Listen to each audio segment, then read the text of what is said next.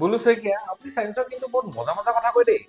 জানেনে বৰুৱা এটা বল লাগি থকা ওজন থকা স্প্ৰিং এডালত প্ৰত্যেকটো পইণ্টত টেনচন একেই থাকে চাওঁ শইকীয়া আপোনাৰ হাতখন দিয়কচোন মোক কিয় ভাবি লওক কিন্তু শইকীয়া ওজন থকা স্ট্ৰিঙত সবতে টেনচন একে থাকিব নে বেলেগ এ কি কৰিছে একে হ'ব এতিয়াও কৈ আছো শইকীয়া একে থাকিব নে বেলেগ একে হ'ব শইকীয়া এই স্ট্ৰিঙৰ যদি মাছ থাকে তেতিয়া প্ৰত্যেকটো পইণ্টত টেনচন সেম নহয় বেলেগ বেলেগ হ'ব এটু পইণ্টত টেনচন বেলেগ বেলেগ হ'ব আমি প্ৰত্যেকটো পইণ্টত টেনচন সেম কেতিয়া কনসিডাৰ কৰিব পাৰো যেতিয়া স্ট্ৰিঙৰ মাছ 0 হ'ব যদি আমি হাইপোথেটিক্যালি কনসিডাৰ কৰো যে স্ট্ৰিঙৰ মাছ 0 তেতিয়া প্ৰত্যেকটো পইণ্টত টেনচন আমি সেম কনসিডাৰ কৰিব পাৰো মানে t = mg যত m হৈ গলগে মাছ অফ দিস অবজেক্ট g হৈ গলগে acceleration due to gravity কিন্তু